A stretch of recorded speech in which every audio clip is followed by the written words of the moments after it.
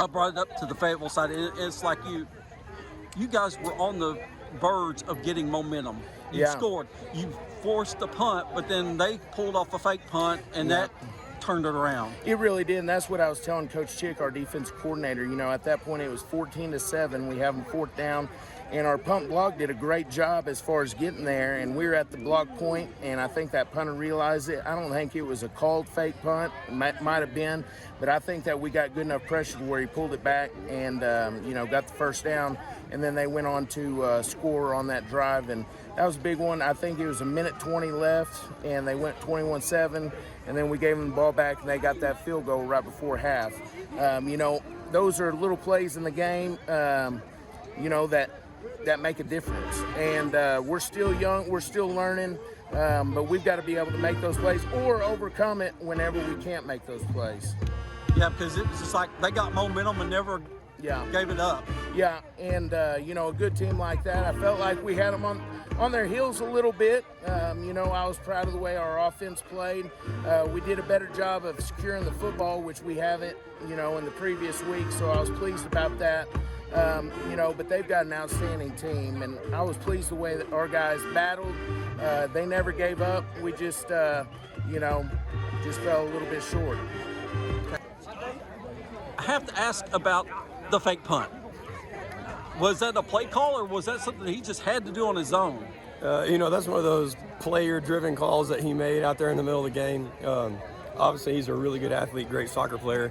Kind of made his own audible and ended up working out. and when you do that, when you see him taking off, it's like, well, you know, it's one of those things as a coach, you're like, no, and then he takes off running, and you're like, oh, okay, well, it ended up working. But our protection's got to be a little bit better, but obviously he ended up making a great play. And it was a great play because all of a sudden they had a chance to really seize momentum, and then all of a sudden you took it back and never let up. So, you know, it's just one of those game-changing plays that he was obviously fortunate enough to make and do a good job.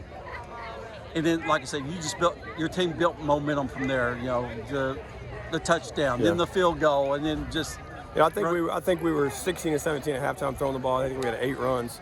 The field goal before half was big, and just obviously fortunate enough to be able to get that thing off.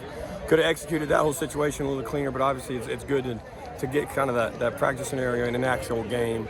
Obviously some valuable lessons learned there on both sides of the ball, on offense and defense right before half, that we're continuing to iron out and fix just to make sure that we get those cleaned up. Okay. So talk to me a little bit about, scoot up, please. Scoot up. Yeah.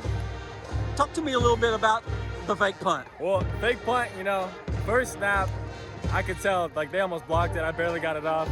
I had to hop over them. Second snap, I saw the same thing was about to happen, but even worse. I knew I wasn't going to get off, so it was just a split decision. I just take off.